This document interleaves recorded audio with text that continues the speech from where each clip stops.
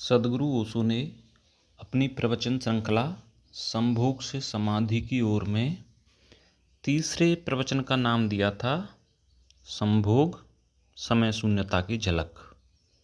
यहाँ ओशो कहते हैं कि प्रत्येक आदमी के भीतर शैतान है और परमात्मा भी। स्वर्ग की संभावना है तो नरक की भी संभावना है। ये दो छोर हैं जिनमें से आदमी किसी को भी छू सकता है। बचपन में हम स्वर्ग में होते हैं और बूढ़े होते होते नरक तक पहुंच जाते हैं, जबकि होना इसका उल्टा चाहिए।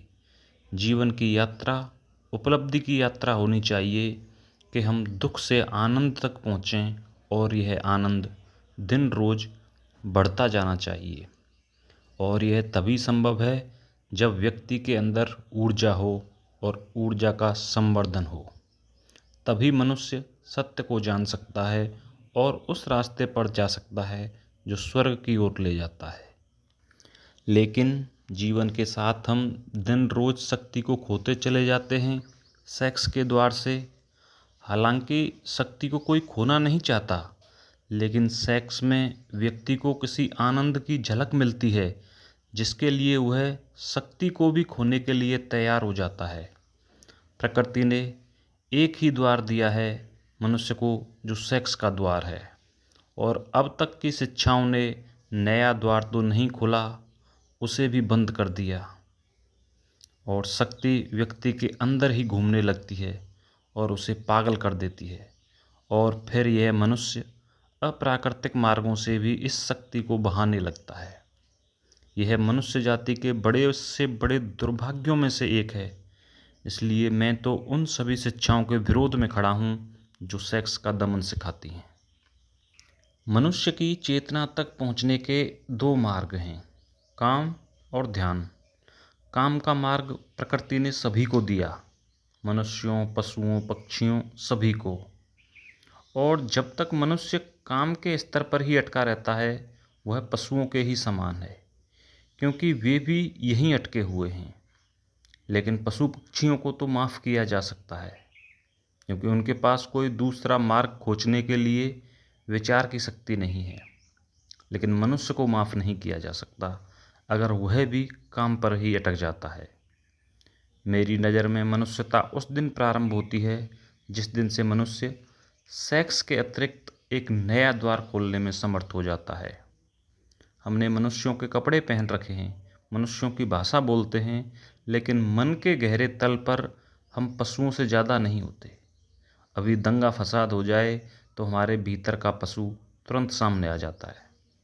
लेकिन अगर हमें अपने पशुता के स्तर से ऊपर उठकर मनुष्य की चेतना को प्राप्त करना है तो हमें काम की शक्ति को रूपांतरित करना होगा।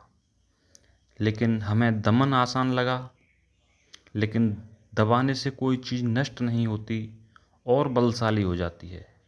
हमारा आकर्षण और भी गहरा हो जाता है और उसकी जड़ें हमारे अचेतन तक पहुंच जाती हैं।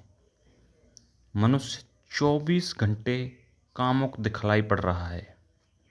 अगर सेक्स को रूपांतरित करना है तो उसका मार्ग है ध्यान। इसलिए हमें ध्यान का एक वैकल्पिक द्वार खोलना होगा, और इसके लिए हमें बच्चों के जीवन में सेक्स के आने से पहले उन्हें ध्यान सिखाया जाना चाहिए। अगर दुनिया को सेक्स से मुक्त करना है तो उसका विकल्प देना होगा।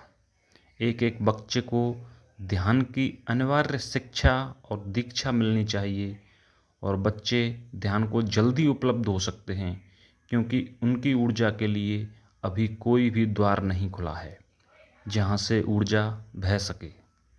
समस्त शक्तियों का यह नियम है कि एक बार वे अपना मार्ग खोज लें बहने के लिए, फिर वे उसी मार्ग से बहना पसंद करती हैं।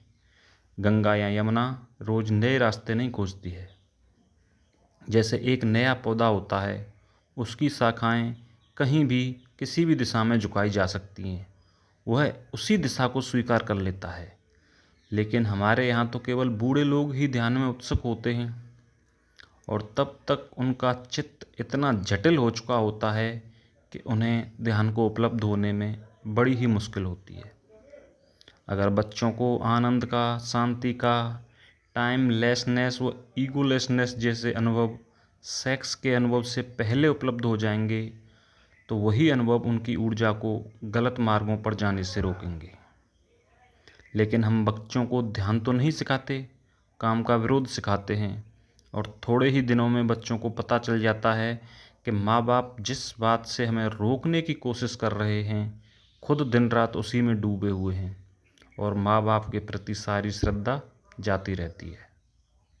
माँ बाप के प्रति श्रद्धा समाप्त करने में शिक्षा का हाथ नहीं है, स्वयं माँ बाप का हाथ है। आप कहते कुछ हैं और करते कुछ हैं। आज पूरी जिंदगी, पूरा जीवन धोखे पर आधारित है और यह सारा धोखा सेक्स के आसपास केंद्रित है। हमें बच्चों के प्रति ईमानदार होना चाहिए और उन्हें यह समझाना चाहिए कि सेक्स जीवन का हिस्सा है, यह पाप नहीं है। सेक्स का विरोध नहीं, सेक्स की शिक्षा दी जानी चाहिए ताकि सेक्स में उनका कुत्सित आकर्षण पैदा ना हो और वे गलत रास्तों से जानकारी पाने की कोशिश ना करें। और बड़े मज़े की बात है कि हमने जिन गलत रास्तों से जानकारी पाई थी उसका पता होने के बावजूद हम अनजान बने हुए हैं। तो एक तो बच्चों को सेक्स की सम्यक शिक्षा मिलनी चाहिए और दूसरी बात उन्हें ध्यान की दीक्षा मिलनी चाहिए कि वे कैसे शांत और निर्विचार हो सकें। 24 घंटों में से 1 घंटा अनिवार्य रूप से ध्यान, मौन की दीक्षा दी जानी चाहिए। ध्यान के साथ प्रेम की भी दीक्षा दी जानी चाहिए, क्योंकि जीवन में जितना कम प्रेम होता है उतना ही अधिक दुख, चिंता और घृणा जीवन में होती है। और दुख, चिंता और घृणा से भरा हुआ आदमी मनुष्यों को भी वस्तु मानकर व्यवहार करता है, जबकि प्रेम से भरा हुआ आदमी वस्तुओं को भी प्रेम पूर्वक व्यवहार करता है। क्योंकि प्रेम एक स्वभाव है, वह सभी को प्रेम ही दे सकता है और कुछ नहीं दे सकता। जैसे फूल का सुगंधित होना स्वभाव है, वह किसी में अंतर नहीं करता कि मैं राजा को अधिक सुगंध दूंगा और भिखारी को बिल्कुल भी नहीं। वैसे ही प्रेम है, जो भी उसके निकट आएगा प्रेम ही पाएगा, बिना किसी कारण और बिना किसी संबंध के। और प्रेम हमेशा अपने पीछे एक आनंद छोड़ जाता है और जितना प्रेम बढ़ता है उतना ही सेक्स की संभावना जीवन में कम होती जाती है। प्रेम और ध्यान में दोनों परमात्मा तक पहुंचने के मार्ग हैं और तभी ब्रह्मचर्य फलित होता है। अगर जीवन में प्रेम और ध्यान का जन्म ना हुआ तो यह उम्र बेकार ही चली गई। और ऐसा नहीं है कि प्रेम और ध्यान को सिर्फ बच्चे ही उपलब्ध हो सकते हैं, आप भी उपलब्ध हो सकते हैं।